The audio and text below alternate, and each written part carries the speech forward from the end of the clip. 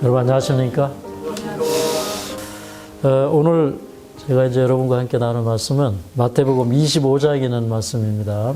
여기 이제 마태복음 25장은 예수님께서 제자들에게 마지막 시기에 관해서 말씀을 하신 것이에요. 그래서 이제 마태복음 24장 3절에 예수님의 제자들이 그 예수님께서 이제 십자가에 달려 돌아가시기 위하여 예루살렘으로 입성하시고 그 감람산에 올라가셨을 때 이제 조용히 와서 제자들이 예수님께 물어봤어요. 예수님, 주의 임하심과 세상 끝에는 무슨 징조가 있겠습니까? 그렇게 얘기할 때 예수님이 이제 이 세상 끝을 내다보시면서 여러 가지 말씀을 하신 그 말씀 가운데 마태복음 25장에 있는 말씀은 이제 대단히 중요한 말씀으로 포함된 말씀입니다. 근데 이제 흔히 이제 마태복음 25장을 우리가 열 처녀의 비유다 이렇게 얘기합니다. 이제 이 열 처녀가 그 신랑을 기다리면서 겪은 경험을 기록해 놓은 것이 이제 마태복음 25장의 내용입니다. 근데 이 말씀을 좀 우리가 읽고 그 다음에 이 말씀 속에 들어있는 이 의미를 좀 더 깊이 좀 살펴보도록 그렇게 하겠습니다. 자, 여기 25장 신약성경 43쪽입니다. 25장 1절부터 5절까지 읽겠습니다. 1절부터 5절 시작. 그때에 천국은 마치 등을 들고 신랑을 맞으러 나간 열 처녀와 같다리니 그 중에 다섯은 미련하고 다섯은 슬기 있는지라. 미련한 자들은 등을 가지되 기름을 가지지 아니하고 슬기 있는 자들은 그릇에 기름을 담아 등과 함께 가져갔더니 신랑이 더디오므로 다 졸며 잘세. 여기 보니까 이 혼인잔치의 경험을 통해서 이 혼인잔치의 경험을 통해서 이제 예수님이 오실 때에 오늘날 이 세상에 살고 있는 이 그리스도인들 또 교회들이 겪게 될 경험에 대해서 여기 말씀을 하고 있습니다. 예전에 이제 예수님 당시에 결혼 풍습은 이랬습니다. 결혼 예식을 밤에 해요. 그래서 이제 신랑이 집에서 큰 연회를 준비를 합니다. 그리고 연회가 준비가 되면 신랑이 친구들을 대동하고 이제 횃불을 밝히고 아주 환한 불을 밝히고 그리고 이제 음악 소리와 함께 신부집을 향해서 행차를 하는 거예요. 그러면 신부집에는 이제 그 신부와 신부의 친구들이 또 등불을 켜고 횃불을 준비하고 해서 기다리고 있다가 이제 신랑이 신부 집에 와서 신부를 데리고 신랑 집으로 가는 거예요. 근데 마치 이제 예수님 오실 때 이 예수님을 기다리는 사람들, 다시 말해서 신랑을 기다리는 사람들의 형편이 이와 같을 것이다 하면서 이제 열 처녀의 비유를 들어서 얘기를 하고 있어요. 근데 여기 이제 본문을 보면 1절에 어떻게 기록이 되어 있냐면 그때 천국은 마치 등을 들고 신랑을 맞으러 나간 열 처녀와 같다리니 그렇게 얘기했거든요. 근데 오늘 이 말씀을 이렇게 듣다 보니까 이제 읽다 보니까 제 마음속에 무슨 생각이 드냐면 이것을 등이라고 번역을 안 하고 등불이라고 번역을 했더라면 더 좋았을 것이다 이런 생각이 들었어요. 왜 그러냐면 이제 이 10명의 처녀들이 이제 신랑을 기다리기 위해서 각각 그 등을 가지고 있었는데 이 등과 함께 준비하고 있는 것이 이제 작은 기름병이에요. 이 기름병에 기름을 넣어 가지고 있다가 이제 그 등잔 안에 기름이 떨어지면 이것을 보충을 해야 불이 꺼지지가 않습니다. 근데 이것은 이제 무엇을 의미하냐면 이 등불은 성령의 역사의 결과로 말미암아 이르러온 품성의 변화예요. 품성의 변화. 그래서 이 예수님의 재림을 준비할 때 예수님의 이 재림의 준비가 제대로 되고 예수님 오실 때 예수님과 함께 하늘에 혼인잔치에 들어갈 사람들은 이 등불을 가지고 있는데 이 등불이 뭐냐면 품성인 것입니다. 예, 품성. 제가 이제 이런 얘기를 좀 여러분에게 드리려고 그래요. 여러분, 예수님께서는 우리에게 순종을 요구하셨어요. 순종. 순종해야죠. 그런데 어떤 순종은 주님께서 받으시는데 어떤 순종은 주님께서 안 받으셔요. 그 차이가 뭘까요? 그 차이가. 우리가 이걸 이해를 해야 됩니다. 우리가 품성의 변화가 없이 하는 행동이 있어요. 뭐 예를 들어서 국회의원들이 요즘에는 이제 그런 짓 하면 오히려 이제 안티가 더 많아지기 때문에 그렇게 하지 않습니다. 예전에는 고아원이나 교도소나 이런 데 다니면서 선물 갖다 주고 사진 찍고 그러죠. 그러면서 뭐 지역사회를 위해서 가난한 사람들을 위해서 소외된 계층을 위해서 많이 봉사하는 사람들처럼 보이려고 막 사진 찍고 그래요. 지금은 그런 사람 더 안 찍어줘요. 그죠? 그게 하나의 보이기 위한 행사라는 걸 알기 때문에. 근데 우리의 삶이 하나님 앞에 그렇습니다. 하나님께서는 우리가 어떤 일을 얼마큼 했느냐 그걸 보시는 게 아니라 그 일을 하게 된 동기를 보시는 거예요.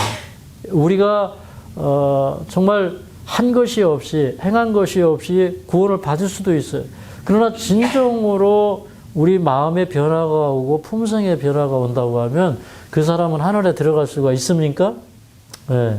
그 예수님 좌우편에 두 강도가 달렸지만 한 강도는 우리는 우리가 행한 일에 마땅한 보응을 받았거니와 저분은 무지한 자로서 저런 그 보응을 받는 것은 옳지 않다는 것입니다.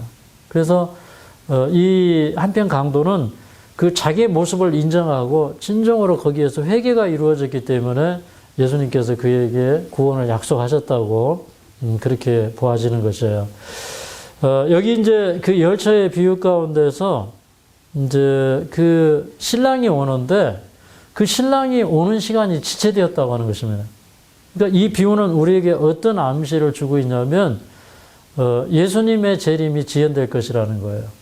예수님이 사람들이 그렇게 생각하는 것처럼 그 시간에 안 올 수도 있다고 하는 것입니다. 어떤 사람들은 또 이런 얘기를 하면은 뭐 예수님 아직 오실 때 안 됐으니까 그냥 좀 더 졸자, 좀 더 자자 이럴 사람들도 있어요. 그런데 그런 사람들은 정말 큰 위기를 맞이하는 것입니다. 그런데 이 성경의 말씀은 뭐냐면 예수님의 재림이 지연된다는 것입니다. 그럴 때 이제 여기에 또 이 열처녀가 이 신랑을 기다리는데 신랑이 1시간을 기다려도 안 오고 2시간을 기다려도 안 오니까 이 열처녀가 다 이렇게 졸고 있었어요. 그러니까 이 말씀은 이런 거예요. 졸고 있던 사람들도 구원받는다 이런 걸 얘기하려고 하는 게 아니라 이 세상에 깨어서 주님의 재림을 맞이한다고 하는 사람들조차도 하나님께서 볼 때는 졸고 있는 사람들과 다름이 없다는 거예요. 그만큼 그 예수님이 내가 말세의 믿음을 보겠느냐 하셨는데 정말 마지막 시대 사람들의 형편이 그렇다는 것입니다. 다 졸았어요. 그런데 이제 이게 이제 사실은요, 이렇게 배경을 생각해 보면 이게 신랑이 이렇게 더디 오는 예는 극히 드문 예예요. 왜 그러냐면 분명히 이 저녁 식사를 신랑 집에서 하게 돼 있는 거예요. 그죠? 그런데 이게 이 신랑이 늦게 온다는 것은 어떻게 보면은 이게 굉장히 흔한 일은 아니에요. 굉장히 드문 일이에요. 근데 이게 이 열처녀가 다 이렇게 기다리다가 졸면서 잤다고 하는 거는 이거는 상당히 늦었다 이런 감이 있습니다. 그런데 그럼에도 불구하고 오시죠. 예수님이 이 땅에 오시는데 빨리 못 오시는 이유는 한 가지예요. 지금 사람들이 준비되지 않아서 한 사람이라도 더 준비된 다음에 오시려고 못 오시는 거예요. 근데 그 신랑이 정말 애가 탈까요? 빨리 오고 싶어서 그 신랑이 신부를 빨리 만나고 싶죠. 그런데 그 신랑이 신부를 이렇게 데리러 더디 온다는 것은 이 신랑에게도 굉장한 답답함이 있는 것입니다. 근데 그렇게 졸면서 자는데 갑자기 보라 신랑이로다 맞이러 나오라 하는 음성이 들렸어요. 사실 이 열처녀의 비유는 이 속에 담겨져 있는 진리가 아주 심대합니다. 굉장히 큰 진리예요. 그래서 제가 이 열처녀의 비유를 처음 이렇게 저도 설교를 통해서 듣고 그 이후에 이 열처녀의 비유를 거듭거듭 연구하지만 이 말씀 속에는 실제적으로 그 예수님 오실 때 사람들이 겪게 될 그 경험에 대해서 얘기하고 있는 거죠. 그런데 이제 갑자기 신랑이 오는 거예요. 그러니까 요 하나의 또 뭐라고 그럴까요? 뭐 이 서스펜스라고 할까요? 이 안에 있는 그런 뭐라고 할까요? 또 하나의 어떤 그런 박진감 있는 이런 내용은 뭐냐면, 근데 신랑이 이렇게 더디 온다는 사실도 있지만 생각지 않을 때 인자가 오신 거예요. 그죠? 그래서 사람들이 더디 오니까 이제는 신랑이 정말로 늦게 오나 보다 하고 그냥 마음 놓고 자버리는 거예요. 그죠? 그런 상황이 돼버린 거예요. 근데 그때 갑자기 신랑이로다 맞이러 나오라는 소리가 들렸어요. 그러니까 이제 이 열 처녀가 각자 등불을 들고 일어났어요. 근데 이 다섯 처녀에게 위기가 왔어요. 그 위기가 뭐예요? 지금 이 등 속에 기름이 이게 떨어져 가니까 이게 불이 지금 막 꺼질라 말라 해요. 옛날에 그 등불 여러분 켜보셨죠? 등불에다 이렇게 석유 넣고 이렇게 해가지고 켜보셨죠? 저는 옛날에 어릴 때 저희 집에 이렇게 호롱불 켜고 살았어요. 근데 제가 어릴 때 이렇게 그 호롱불을 위에다 이렇게 천장에다 달아놓거든요. 근데 이쪽에서 저쪽으로 이렇게 확 뛰다가 잘못해가지고 그냥 호롱불을 들이받았는데 거기서 기름이 확 나오는데 그걸 또 입으로 받아서 삼킨 적이 있어요. 그래가지고 석유로 삼킨 적이 있는데 우리 어릴 때는 그렇게 석유 켜고 살았잖아요. 근데 이제 그 예수님 당시에도 이렇게 그 호롱불을 켜고 그 안에다 석유를 넣어가지고 그렇게 이제 사용했을 것입니다. 그런데 하여튼 뭐 그 당시에는 어떤 그 석유라기보다는 뭐 다른 기름을 사용하겠죠. 뭐 어떤 뭐 곡식 기름이나 이런 것들을 사용을 했겠죠. 근데 이 미련한 다섯 처녀가 일어났는데 이게 불이 꺼져가는 거예요. 그래서 이제 이 다섯 처녀가 슬기로운 처녀 다섯에게 좀 우리에게도 기름을 나누어 달라 이렇게 얘기를 합니다. 그랬더니 슬기로운 다섯 처녀가 하는 얘기가 아니 우리 쓰기에도 부족하다. 그러니까 둘 다 부족할 것 같으니까 이 시장에 가서 그 기름을 사는 데 가서 기름을 사와라 이렇게 얘기를 해요.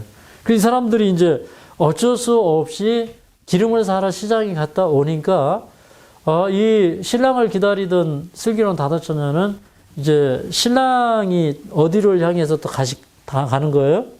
네, 신랑 집을 향해서 혼인 잔치를 위해서 가는 겁니다. 그래서 이제 이 슬기로운 다섯 처녀가 등불을 환하게 켜고 그리고 이제 신랑 집으로 갔어요. 그리고 이제 이 미련한 다섯 처녀가 뒤따라 갔어요. 근데 이미 문은 닫혀버렸어요. 예. 그래서 이 마지막 시대에 많은 사람들이 이런 경험을 할 것이다. 그러면 이제 이 교훈 속에서 우리가 배울 거는 이거죠. 여기 이제 미련한 다섯 처녀도 신랑을 기다렸다는 것입니다. 그렇죠? 신랑을 기다렸어요. 그리고 또 손에는 무엇이 들려 있었어요? 네, 이 등이 있었어요. 등불이 있었어요. 그리고 그들 나름대로도 등불을 켜서 들고 있었어요. 그런데 이제 이 기름을 준비하는 일을 등한히 했기 때문에 이 기름병에 뭐가 없는 거예요? 기름이 없는 거예요. 그러면 오늘 이 말씀 속에서 가르쳐 주는 건 이거예요. 자, 등불은 무엇을 상징한다고 그랬어요? 무엇을 상징한다고 그랬어요? 우리가 준비해야 될 예수님 재림 때에 준비하게 될 품성이에요. 그 등 속에 기름이 들어가면 이렇게 불이 환하게 밝혀지죠.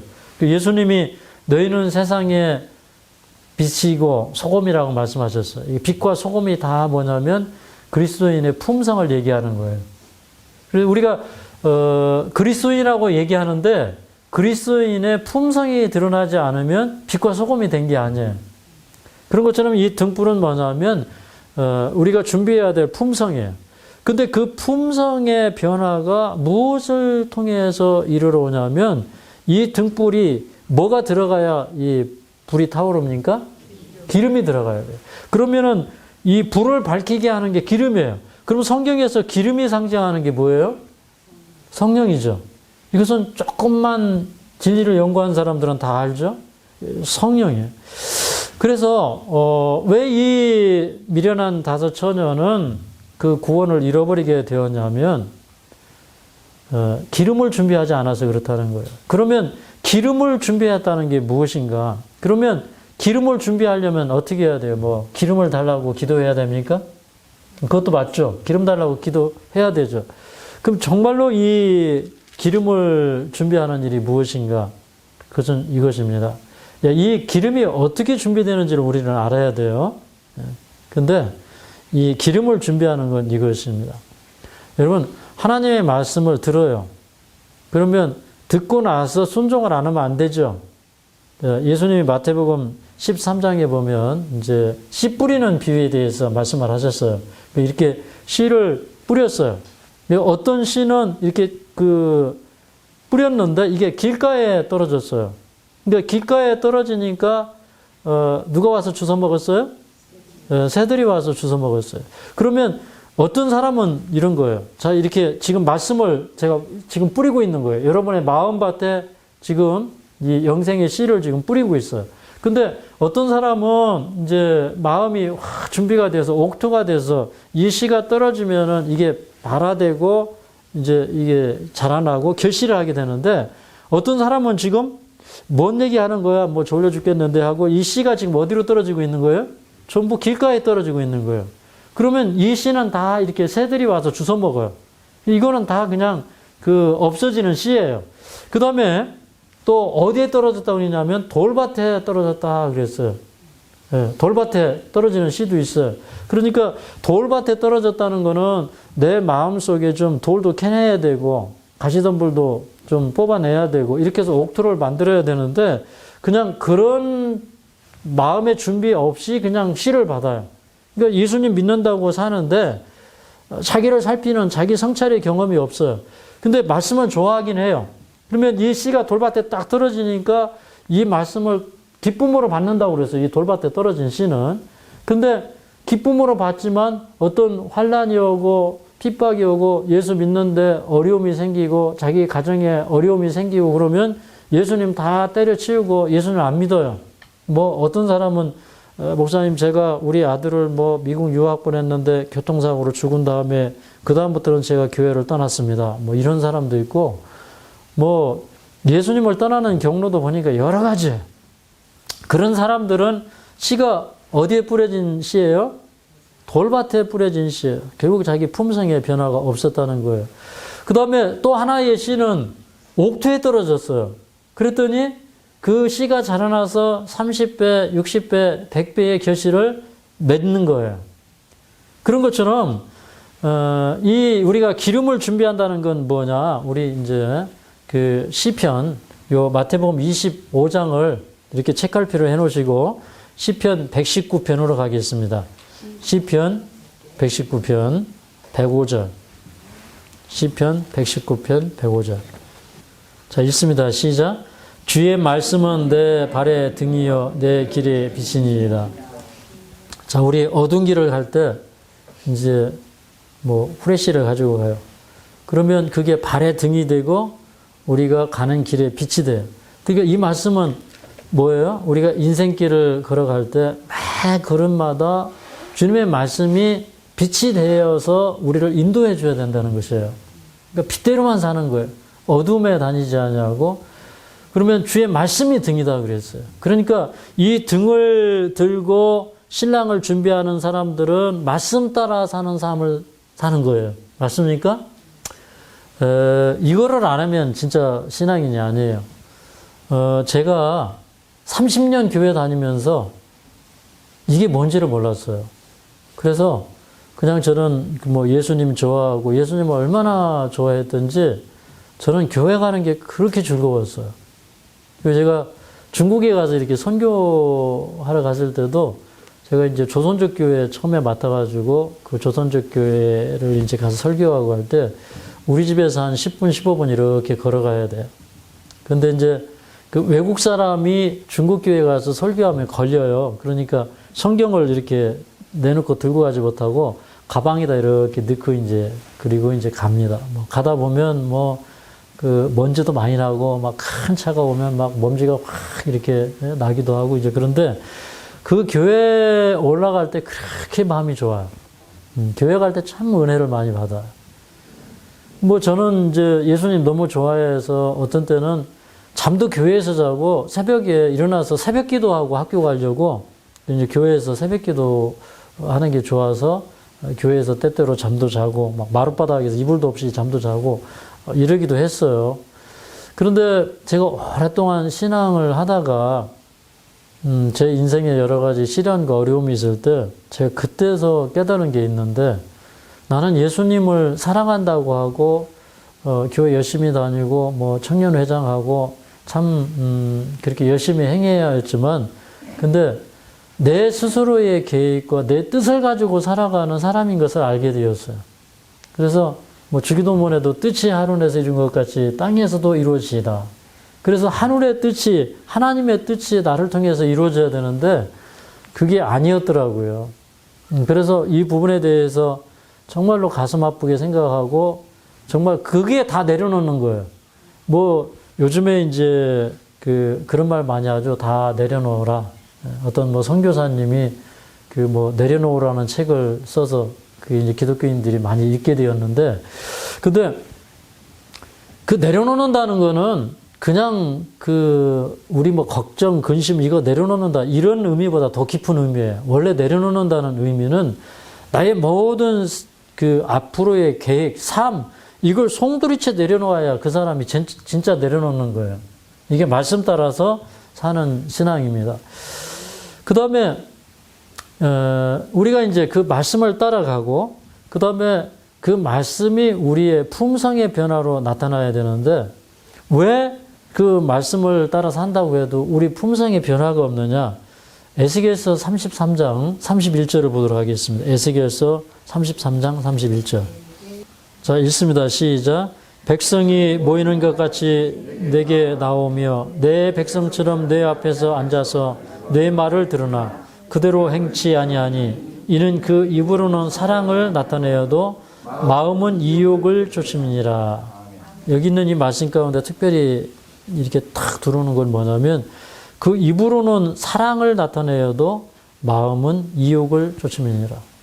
그러니까 입술로는 주님 사랑합니다 그런데 마음속에 세상에 대한 사랑, 세상에 대한 애정, 무료, 명예요 이런 것 때문에 품성의 변화가 되지 않는다는 거예요. 맞습니까?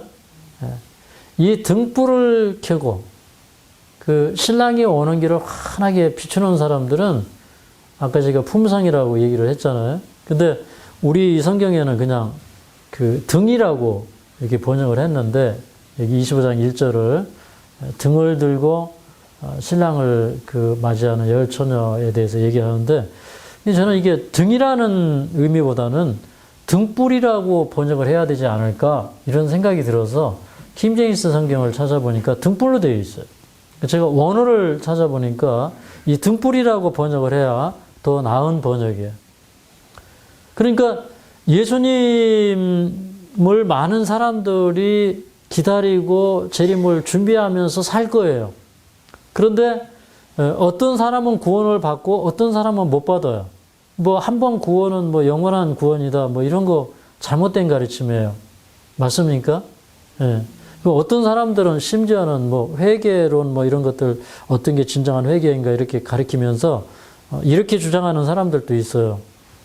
회개는 우리가 할 필요가 없다. 그냥 예수님이 다 이루신 거니까 우리는 그냥 받아들이기만 하면 된다. 그러니까 그냥 그걸 인정하고 받아들이기만 하면 구원이다. 회개를 또 그렇게 이해하는 사람들이 있어요. 근데 여러분 그 마음의 변화, 품성의 변화라는 게 그게 쉽던가요? 어렵던가요? 결코 한 번에 되는 게 아니에요. 그죠? 그리고 그 우리 마음의 거듭남이라는 것도 진정으로 그 죄의 실체를 깨닫고 그 죄가 얼마나 가증하고 무서운 건가를 깨닫는 경험이 없이는 절대 회개하지 않습니다. 절대 죄를 버리는 일이 없어요. 그래서 죄는요, 이제 죄를 버리고 의롭게 되고 이게 다 선물의 경험이지만 제 경험을 보니까 이거는 정말 그 회개가 날마다 깊어져야 되더라고요. 그래서 저는 그랬어요. 제가 저의 지나온 생애를 되돌아보니까 나는 죄인 중에 괴수다. 이게 그냥 이론이 아니에요. 정말 그런 마음이 들고요. 그 다음에 뭐 남을 용서하고 할 자격조차 없는 사람이라는 것을 제가 인정하게 되고, 그 다음에 어떤 사람들이 당신은 뭐 어떤 사람이고 뭐 얼마나 나쁜 사람이고 이런 얘기를 할 때 제 마음속에서는 어떤 생각이 딱 드냐면, 보통 사람들은 입으로는 웃는데 속으로는 욕하잖아요. 그죠? 근데 저는요, 이렇게 그런 얘기를 할 때 그냥 아무 말 없이 들어요. 그런데 속으로 이런 생각이 들어요. 근데 사실은요, 당신이 얘기하는 사람보다 저는 훨씬 더 나쁜 사람입니다. 훨씬 더 큰 죄인입니다. 그러면서 제가 하나님 앞에 이제 그런 얘기를 들으면서 저도 하나님 앞에 이야기를 해요. 얘기를 하는 거예요. 하나님, 누가 저에게 이렇게 얘기를 하는데 사실은 제가 그거보다 훨씬 더 나쁜 사람입니다. 그러니 하나님이 저를 진실하게 판단해 주시고 하나님이 저를 보시는 것처럼 제가 그것을 느끼게 해달라고 저는 그렇게 기도를 했어요. 그러니까 하나님의 성결하신 눈으로 하나님의 말씀으로 비추어 봐서 내 모습이 보일 때 그게 진정한 나예요. 맞습니까? 예. 근데 우리는 전부 다 이렇게 뭐 선글라스 끼고 보고 뭐 잘못된 도수를 가지고 나를 보기 때문에, 근데 그게 그렇게 되어 있죠. 다른 사람은 잘 보이는데 자기는 안 보여요. 맞죠? 자기 속에는 들보가 있어도 안 보이는데 남의 눈 속에는 티 하나만 있어도 그게 보이는 거예요. 맞죠? 예. 그런데 우리는 이제 예수님을 믿으면 믿을수록 내 마음에 이렇게 들보가 드러나는 경험을 해야 돼요. 그게 진정으로 마음에서부터 와야, 그래야 이 내 마음이 낮아지고 이게 회개도 일어나고, 그러면서 우리 마음속에 어떤 마음이 오냐면 성결한 마음을 갈망하게 돼요. 정말 의로운 마음을 갈망하게 돼요. 그래서 이제 저 같은 경우는 어떻게 했냐면, 내가 새벽에 일어나서 예수님을 만나야 되겠다. 이렇게 해서 제가 새벽에 일어나기 시작했어요. 저는 예수님 믿어도 못하는 거 두 가지 있다고 제가 항상 얘기를 했는데, 첫 번째는 저는 이렇게 그 교회 가면 이제 초등학교, 우리는 국민학교라고 그랬죠. 가면 이제 그 선생님들 앞에서 이렇게 손놀이 하잖아요. 막 손놀이 하고 이렇게 하는데, 저는 그 어릴 때부터 이게 그거 쑥스러워서 못 따라해요. 예. 저는 정말 그거 못해요. 그랬는데, 제가 이제 전도사가 돼가지고 교회에 가니까 이게 이 주일학교 선생님 할 사람이 없어요. 여름 성경학교를 해야 되는데. 그래서 그때 처음으로 그 안교장 그 여자 선생님이 있었는데 그 선생님 따라서 손놀이를 처음 해봤어요. 그래서 내가 예수님 믿고 난 다음에 못하는 거 두 가지 있는데 그 손놀이 했고, 그 다음에 율동이라고 그러죠. 율동. 예. 그 다음에 이제 두 번째 못하는 게 있었거든요. 그게 뭐였더라? 제가 손놀이를 못했고, 그 다음에 아침에 새벽에 일찍 일어나는 거 이거 못했어요. 근데 말씀을 너무 사모하니까 이게 이제 뭐 제가 이제 대학원 다니던 시절에 이제 학교 끝나면 이제 아르바이트를 해요. 뭐 10시, 11시까지 아르바이트를 해요. 그리고 또 새벽에 일어나서 또 뭐 숙제도 하고 막 이렇게 이제 해야 되는데, 근데 제가 새벽에는 정말 잘 못 일어나요. 뭐 새벽에 어쩌다 한번 일찍 일어나면 하루 종일 컨디션이 안 잡혀요. 그래서 저는 또 이렇게 저녁에 공부하고 새벽에 늦게 자고 막 이런 성격이 있어요. 근데 예수님을 너무 만나고 싶으니까 제가 기도하게 되는 거예요. 예수님, 저 새벽에 좀 깨워주십시오. 정말 새벽에 말씀 보기를 원합니다. 그래서 기도하고 자다가 정말 천사가 와서 깨워준 적도 있어요. 우리가 뭐 너무 뭐 매사에 이렇게 깨워주기를 바라면 안 돼. 근데 제가 저녁에 이 교회에서 잠을 자면서 제가 새벽에 일어나서 그 예수님의 십자가의 그 장면을 좀 명상하고 싶은데 저를 좀 깨워달라고 잠이 들었어요. 그런데 새벽에 영수야 하고 누가 크게 부르는 거예요. 자다 말고 네 하고 벌떡 일어나가지고 보니까 아무도 없어요. 그 밖에 나가서 찾아봐도 인기척이 없어요. 제가 너무 이상해가지고 아침에 이제 식사를 하면서 그 사택에서 주무시는 집사님 부부가 있어요. 혹시 저 불렀냐고. 그랬더니 안 불렀대요. 지금도 너무 생생하게 들리던 그 음성을 지금도 기억합니다.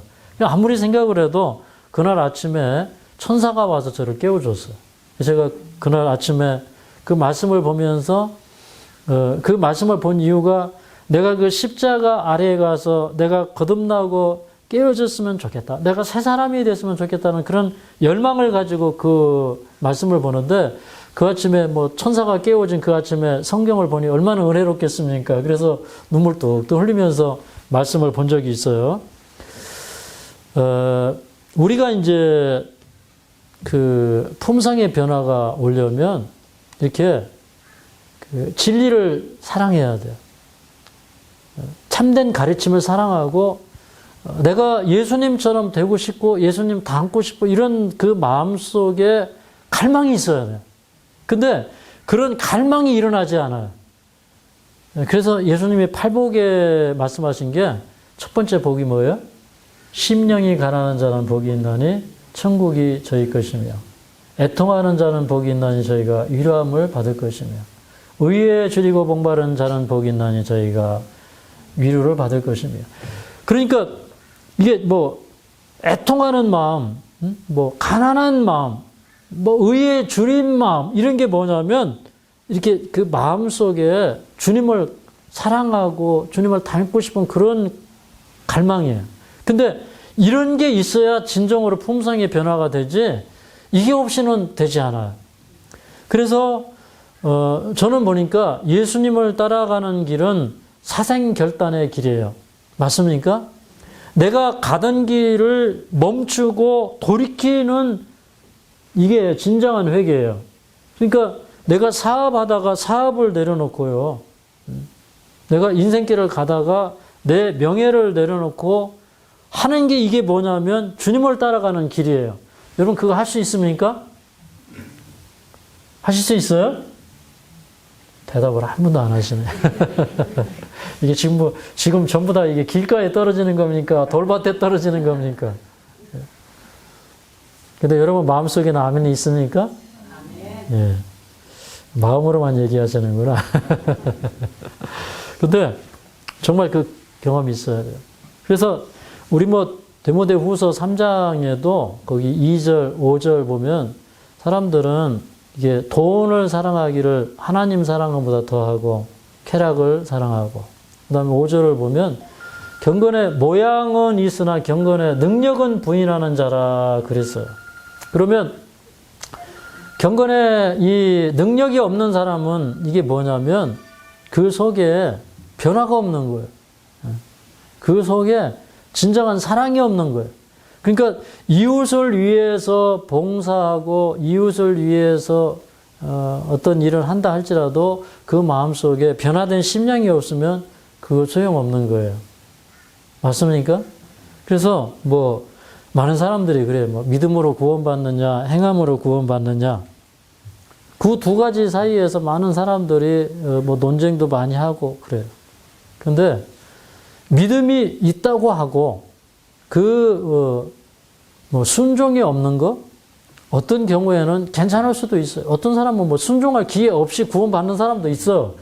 뭐 어떤 집사님이 이런 얘기해요.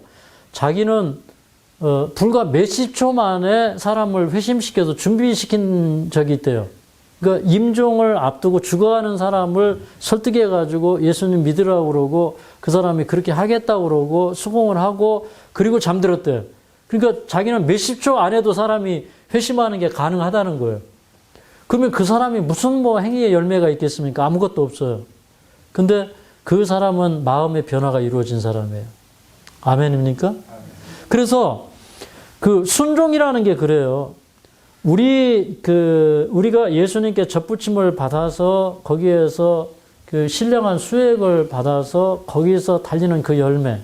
그 열매를 보니까 이 열매는 이 율법을 지키는 열매이기도 하고 사랑 안에 있는 열매이고 믿음 안에 있는 열매예요.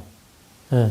요한복음 15장을 자세히 읽어보니까 이 포도나무 열매가 맺히는데 이 열매는 어떤 열매냐면 자기를 깨끗게 하는 열매예요. 자기를 성결하게 하고 거룩하게 하고 그 다음에 이것은 율법을 너희가 나를 사랑하면 내 계명을 지키라. 거기에 15장에 보면 그런 말씀도 나오죠. 예. 내 말이 너희 안에 거하면 이제 예수님 그렇게 또 말씀하셨어요. 그러니까 또 믿음 안에 거하는 거, 사랑 안에 거하는 거, 율법 안에 거하는 거 이거 다 한 가지로 얘기하십니다. 근데 그게 한 가지로 다 이루어지는 경험이 뭐냐면 예수님의 말씀이 내 품성으로 오는 거예요. 맞습니까? 예, 슬기로운 다도처녀가 이루은 경험이 그것입니다. 그 다음에 이제 또 한 가지 이 본문 속에서 우리가 짚고 넘어가야 될 것은 신랑은 갑자기 왔다는 거예요. 그런데 이 갑자기 오는데 제가 이걸 깨닫게 되었어요. 우리의 운명은 서서히 결정되지만 그런데 어느 순간에는 우리 운명이 이렇게 결정되는 순간이 있어요. 그러니까 그 얘기는 뭐냐면 우리의 매일의 삶이 우리의 운명을 결정해 나갑니다. 맞습니까? 내가 지금 어떤 열매를 향해서 가고 있느냐에 따라서 우리의 매일의 삶이 결정되기도 해요. 그런데 이제 미련한 다다처녀는 굉장한 위기를 맞았어요. 왜 그러냐면 보라 신랑이로다 맞으러 나오라는 그 소리를 듣자마자 이 사람은 준비할 시간이 없이 그냥 운명이 결정됐어요. 맞습니까? 저는 이 성경을 연구하면서 이런 말씀들이 제 가슴을 때려요. 이거는 많은 사람들이 마지막에 보라 신랑이로다 맞으러 나오라는 음성이 언제 들려질지를 몰라요. 그런데도 많은 사람들은 예수님의 재림을 맞이하면서 이 교회 안에 큰 성령의 역사가 일어나고 그 성령의 역사가 일어나면 나도 그때 가서 참여해야지 그러면서 다 막차 탈 생각을 하고 있어요. 막차 탈 생각을. 근데 실제로 보라 신랑이로다 맞으러 나오라는 큰 음성이 외쳐질 때에 준비할 시간이 충분히 있었음에도 불구하고 준비하지 않은 사람들은 그 음성이 오히려 그들의 운명을 결정되는 사건이 된다고 하는 것이에요. 이걸 실감을 해야 이 말씀의 진정한 의미를 깨닫는 것이에요. 예수님 당시에도 그런 사람들이 있었을까요? 예. 예수님 당시에도 있었어요. 여기 이제 마가복음 11장에 보니까 그 예수님께서 이제 마지막 그 예루살렘에 올라온 그 주간에 이제 하루는 성전 안으로 들어오시는데 이렇게 보니까 그 성전으로 이렇게 오시다가 길에 이 무화과 나무가 있었어요. 근데 그 무화과 나무가 보니까 이파리가 무성해요. 그런데 그 무화과 나무 아에다가 이렇게 손을 딱 넣어 보니까 무화과 열매가 하나도 없는 거예요. 여러분 무화과 키워보셨습니까? 우리 시골에 가면 마당에 이제 무화과 나무가 올라오거든요. 그런데 이 무화과 나무는 이파리하고 열매하고 이렇게 같이 나와요. 근데 그 이파리가 무성하다는 건 그 안에 뭐가 있다는 증거예요? 열매가 있다는 증거예요. 그래서 그게 이렇게 익어가지고 쫙 벌어지면은 정말 맛있어요. 달고. 그런데 그 이렇게 딱 집어넣는데 무화과가 없어요. 근데 이제 이 이스라엘의 이 무화과는 두 종류의 나무가 있는데 하나의 나무는 그 6월절 그 보리 밀 이렇게 수확하는 그때 이제 그 열매가 달리는데 이것을 파게라 그래요. 파게. 그리고 또 여름에 열매가 달리는 그런 무화과가 있어요. 이거를 테에나라 그렇게 얘기해요. 테에나. 근데 예수님이 이제 그 무화과 나무 속에 손을 집어 넣었는데 그것은 이제 파게나무예요. 근데 그 뒤에 보면 뭐라고 했냐면 무화과의 때가 아닐러라 그렇게 얘기했어요. 이게 무슨 뜻일까요? 무화과의 때가 아닌데 예수님은 그 무화과 나무 속에 손을 집어넣고 열매를 요구했어요. 그래서 예수님께서 이 나무를 저주해 버렸어요. 그랬더니 그 다음에 제자들이 이렇게 보니까 그 나무가 다 말라서 죽어버렸어요. 이게 무슨 얘기인가? 이게 이제 오늘날 그리스도인들의 경험이에요. 유대인들은 먼저 열매를 요구했어요. 맞습니까? 그래서 먼저 그들에게 기회를 주었고, 이른 아침부터 그들을 불렀고, 그 다음에 아침 3시, 유대 시간으로 3시, 아침 9시에도 불렀고, 그 다음에 6시에도 부르고, 9시에도 부르고, 12시에도 부르고, 이런 그 역사적인 부름이 쭉 있었는데, 유대인들에게는 먼저 기회를 주시고, 먼저 열매를 요구했는데 열매가 없었어요. 근데 이 부분에 대해서 누가복음 13장 7절, 8절, 9절에 보면 이렇게 얘기하고 있어요. 누가복음 13장 7절, 8절, 9절 보겠습니다. 누가복음 13장. 여기 이제 주인과 과은지기의 얘기가 기록되었는데, 여기 7절, 8절, 9절에 보면 이렇게 기록되었어요. 자, 함께 읽도록 하겠습니다. 7절, 8절, 9절.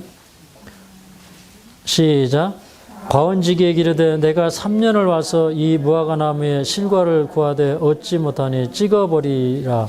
어찌 땅만 버리느냐. 대답하여 가로되 주인이여 금년에도 그대로 두소서. 내가 두릅하고 거름을 줄이니 이후에 만일 실과를 열매니오니와 그렇지 않으면 찍어버리소서 하였다 하시니라. 여기 보니까 여기 이제 예수님이 과은지기가 되어서 와서 그 유대인들의 그 나무에 이 3년을 북을 주고 거름을 주고 했는데, 그런데 실과가 맺지 않는 거예요. 그래서 이제 그 주인인 하나님께서 이거 열매가 없으니까 찍어버리자 그랬더니, 이 과은지기가 뭐라고 했냐면, 금년만 좀 그대로 둬보자. 내가 금년 동안 내가 옆에를 이렇게 파고 거름을 주고 이렇게 해서 그때도 열매가 안 달리면 그때 어떻게 하기로 했어요? 찍어버리기로 한 거예요. 그러니까 이제 예수님이 이제 열매를 요구할 시기가 된 거예요. 예수님 3년 반 동안에 유대인들을 위해서 봉사를 하셨어요. 유대 지방에 다니면서 복음을 전파하셨어요. 그런데 열매를 찾으려고 보니까 열매가 있었어요? 없었어요? 없었던 거예요. 그러면 이게 마지막에 오늘날 예수님의 재림을 기다린다고 하는 많은 사람들의 운명이 될 거예요. 아멘입니까? 예. 이거 우리 깨달아야 돼요. 그렇게 되기를 바라는 뜻에서의 아멘이 아니라 이건 진리라는 뜻에서의 아멘이에요. 예. 그러면 이제 사실 이 비유는 보라 신랑이로다 맞으러 나오라, 이런 그 비유는 지금 이제 혼인 예식에 들어가기 위해서 혼인 예식에 가는 길을 비추라고 하는 음성이에요.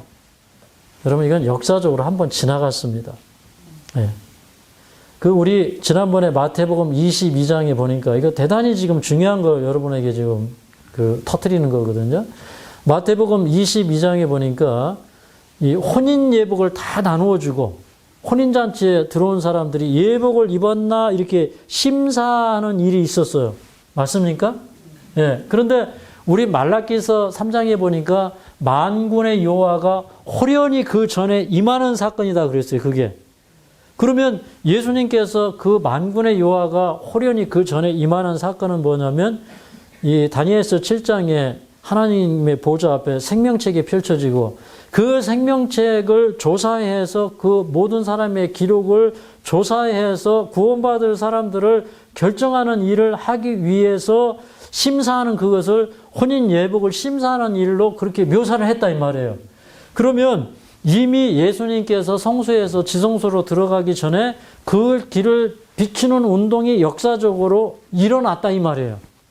예, 이미 그런 일은 역사적으로 시작이 되었어요. 근데 앞으로 이 운동을 한번 또다시 일어납니다. 예. 왜 그러냐?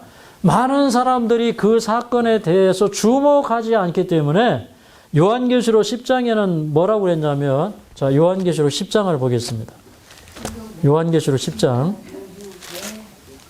자, 11절을 읽도록 하겠습니다. 요한계시록 10장 11절.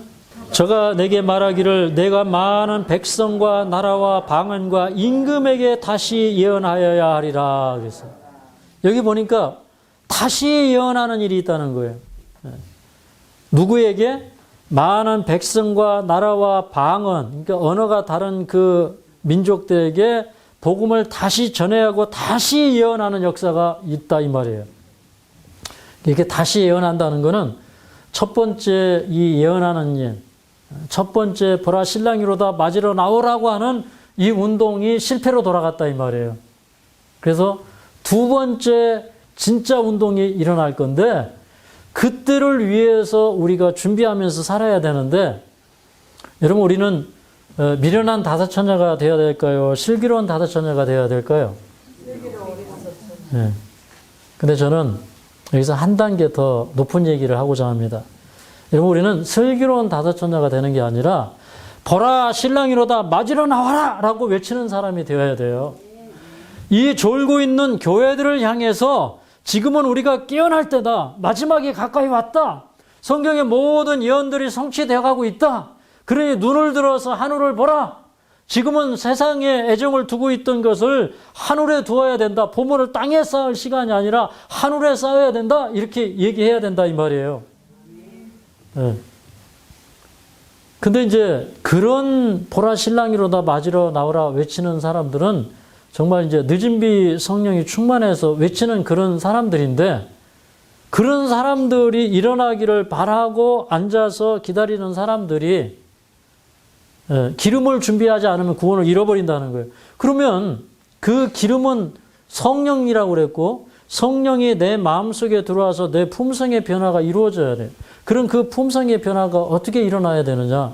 예수님이 이 땅에 오실 때 이제 마태복음 25장에 보면 많은 사람들을, 많은 민족들을 내 앞에 모으기를 양과 염소를 모으듯 하고, 그 다음에 양들은 오른편에 두고 염소는 왼편에 두겠다 얘기를 했어요.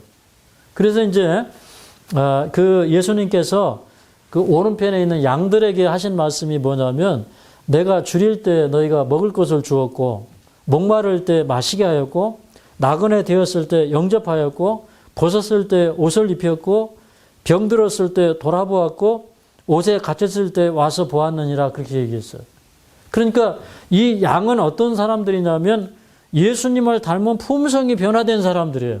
그 사람들이 뭐 하면서 품성이 준비가 되었냐면 줄인 자를 마시게 하고 그러니까 가난한 자를 돌봐주고 헐벗은 자를 입히고 병든 자를 데려다가 치료해주고 이 구호봉사하고 이 세상에 이 빛과 소금의 역할을 하고 옥에 갇힌 자를 돌아보고 그렇게 했다 이 말입니다. 옛날에 배대수 양원 원장님이 자기가 이제 그 감방에 갇혀 있는 사람들을 가서 하나님 말씀 전해주고 위로하고 이러다가 이 사람들이 이제 정이 들어가지고 출소하고 갈 데가 없으니까 이 집에 와서 살게 된 거예요.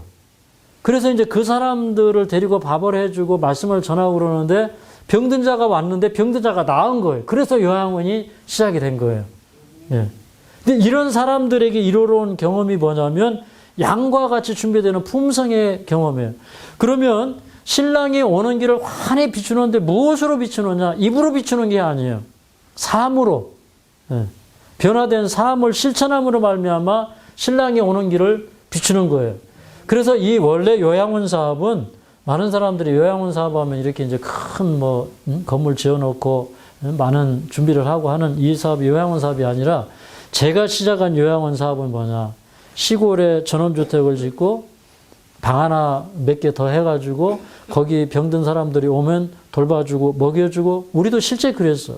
그러다가 이제 사람들이 자꾸 오니까 이런 기관으로 발전을 하게 되었지만 사실 주님께서 그 일을 하라는 거예요. 그것이 우리의 품성의 변화를 이루는 것입니다. 근데 이 말씀은 너무너무 중요해요. 이 사업이 이제 가르쳐 주는 건 뭐냐면 여러분 우리가 성령이 우리 속에 오셔서 우리 마음의 변화가 오면 그때 이 빛이 나기 시작하는 거예요.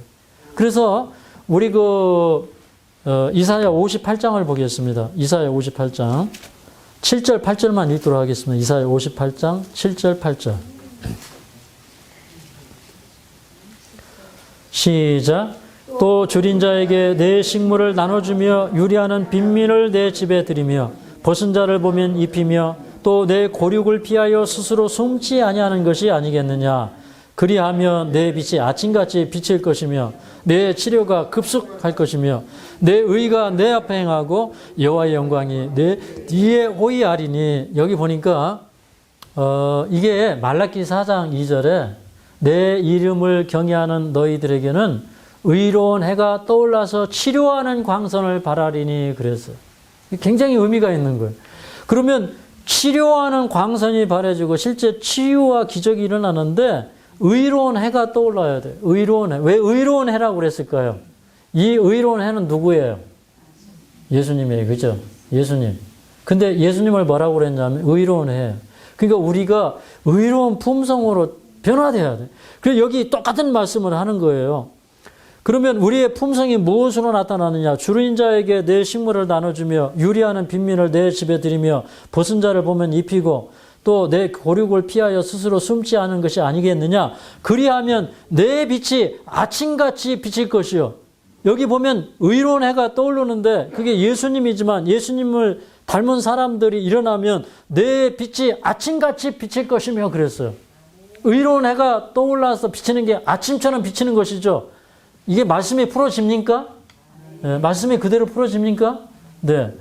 그러면서 내 치료가 급속할 것이며 내 의가 내 앞에 행하고, 그러니까 하나님께서는 품성으로 행하지 않는 곳에는 축복하시지 않는다는 거예요.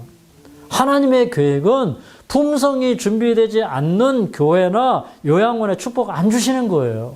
그러니까 하나님 사업하는데 믿음으로 해야 되고 그 믿음의 증거가 품성으로 드러나야 돼요. 맞습니까? 그게 하나의 순종이 될 때 그게 아름다운 순종이 되는데, 한 부자 관원처럼 뭐 살인하지 말라, 간음하지 말라, 도둑질하지 말라, 내 이웃을 몸과 같이 사랑하라. 그러니까 그거 저 어렸을 때 다 시켰는데요. 예수님이 그래 내 재산 다 팔아서 가난한 자들에게 주고 와서 나를 쫓으라. 그랬더니 그 부자가 재물이 많음으로 근심하며 돌아갔다 그랬어요. 이 청년에게 필요한 것이 뭐였어요? 품성의 변화였어요. 내 재물을 팔아서 가난한 자들에게 주면, 그러면 그때 그것이 율법을 지키는 것이다 이 말이에요. 문자적으로 지킨 그것은 율법을 지킨 것이 아니었다는 거예요. 그러면 마지막에 이제 이사야 60장처럼 일어나라 빛을 발하라. 내 빛이 내 위에 이르렀고 뭐 영광이 내 위에 임하고 뭐 그래서 내가 일어나서 이제 이 세상을 향해서 빛을 발하라. 그런 음성이 발해지는 큰 역사가 있으면 열왕이 다 그 소리를 듣고 나올 것인데, 그 일을 위해서 지금 소리 없이 봉사하고 소리 없이 주님 섬기는 사람들이 기름을 받아서 그 기름이 내 속에 들어가서 빛을 발하는 거예요. 예, 스갈에서 4장에 있는 그 촛대의 비유 아시죠? 예, 촛대의 비유. 이 보니까 이상 가운데 보니까 이게 이제 49가지 등잔을 가진 큰 이렇게 촛대가 있어요. 그리고 옆에 보니까 감람나무 둘이 있어요. 근데 감람나무가 원래 올리브 짜는 기름 나는 그런 나무 아니에요? 근데 이 가지가 이 등대하고 연결이 돼가지고 이 두 감람나무에서 기름이 계속 공급되고 있는 거예요. 이게. 이 촛대는 뭐냐면 이 성소 안의 촛대. 이게 뭐냐면 교회예요, 교회. 빛을 비추는 사람들이 모여있는 게 교회예요. 49가지 등잔이 거기 있어요. 그래서 이제 이 빛을 내고 있는데, 그러면 이 빛이 어떻게 해서 이게 전달이 되었냐면, 이 감람나무 둘이 무엇이냐고 스가랴가 물어보니까 주 앞에 모셔서는 두 사람이다. 기름 부음 받은 두 사람이다 그랬어요. 그러면 그 사람이 누구였냐면 스룹바벨과 여호수아였는데, 이 스룹바벨과 여호수아가 이 기름 부음을 받고, 다시 말해서 성령을 받아가지고 그 교회 안으로 계속해서 기름을 공급하고 있는 것을 본 거예요. 그러니까 이 두 사람이 성령의 통로가 되어가지고 교회 안으로 계속 기름을 공급하고 있고 교회가 빛을 발하고 있었어요. 그래서 이 스가랴서 4장, 시간은 같지만 한 절 찾고 마치겠습니다. 자, 이 14장 14절을 먼저 읽겠습니다. 14절. 시간이 없어서 그냥 읽겠습니다. 시작. 가로되 이는 기름 발려온 자 둘이니 온 세상의 주 앞에 모셔 섰는 자니라.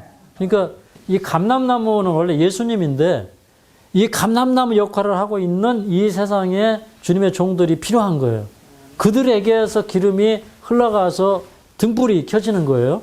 그 다음에 이런 얘기를 했어요. 이 의미의 진정한 뜻이 뭐냐면, 자, 6절을 읽겠습니다. 6절. 시작.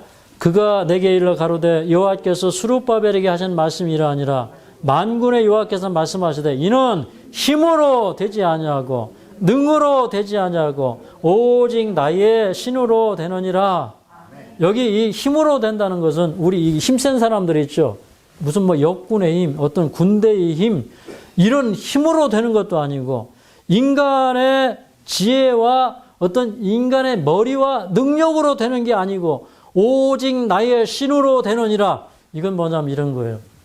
성령이 우리에게 오시면 우리가 가지고 있는 힘, 지혜, 이게 전부 성화되고 주님의 것이 되는 거예요.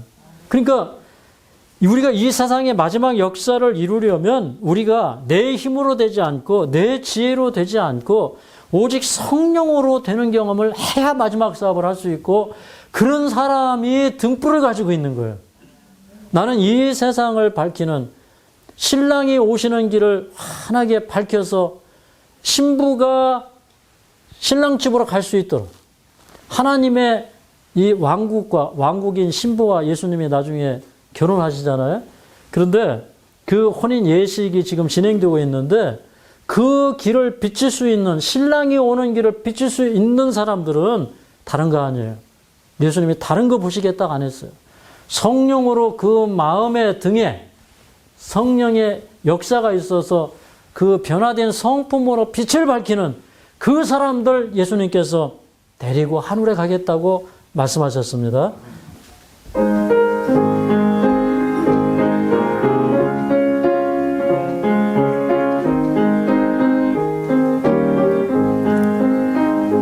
예수 십자가에 흘린 피로써 그대는 씻기어 있는가. 더러운 죄 회개하는 능력을 그대는 참이지 하는가. 예수의 보혈로 그대는 씻기어 있는가. 마음속에 여러 가지 죄악이 깨끗이 씻기어 있는가. 4절입니다. 모든 죄에 더러워진 예복을 주 앞에 지금 다 벗어서 샘물같이 솟아나는 보혈로 눈보다 더이게 씻으라. 예수의 보혈로 그대는 씻기어 있는가.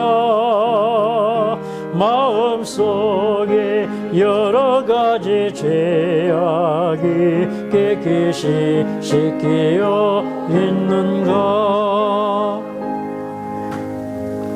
사랑하는 주님, 우리는 다 주님의 재림을 기다리는 처녀들입니다. 그런데 지금 우리의 마음에 성령의 역사가 있는지, 우리 품성의 변화가 이루어지고 있는지 주님 살피도록 도와주시옵소서. 지금 우리가 그 준비를 하지 아니하면 마지막 날에 그 신랑이 오실 때, 혹은 그 신랑을 맞이하라고 하는 큰 음성이 외쳐질 때 우리는 미련한 다섯 처녀인 것이 드러날 것입니다. 주님이 교훈의 말씀을 우리가 굳게 새기도록 도와주시고, 그 신랑이 오는 길을 예비하는 슬기로운 다섯 처녀일 뿐만 아니라 보라 신랑이로다 맞으러 나오라고 하는 밤을 깨우는 파수꾼들 될 수 있도록 도와주시옵소서. 주님께서는 우리에게 그 파수꾼의 사명, 참으로 주님이 오신다고 외치는 그 사명을 우리에게 증거하시기 위하여 우리를 부르신 줄로 믿습니다. 그 사명 잘 감당할 수 있도록 도와주시옵소서. 참으로 이 말씀이 이 시대적인 진리이고 많은 사람들의 마음에 각성되어야 될 진리인데 주님, 우리가 그만큼 빛에 접근하지 못하고 있고 시대적인 진리를 깨닫지 못하고 있습니다. 주님, 참으로 저희를 긍휼히 여겨주셔서 말씀을 보내어 주시옵소서. 또한 육신의 연약함과 위기를 끌어안고 주님 앞에 날마다 매달리며 성전에 나와 기도하는 주님의 어린 딸을 기억하여 주시고 주여 구원하여 주시옵소서. 완치시켜 주시옵소서. 참으로 이제는 우리 하나님의 구원하심과 그 아들의 역사하심과 성령의 치유하시는 은혜가 영원토록 생명으로 인도하시고 모든 병을 치유하시는 역사로 함께하여 주시옵기를 성부와 성령과 성자의 이름으로 축원하옵나이다.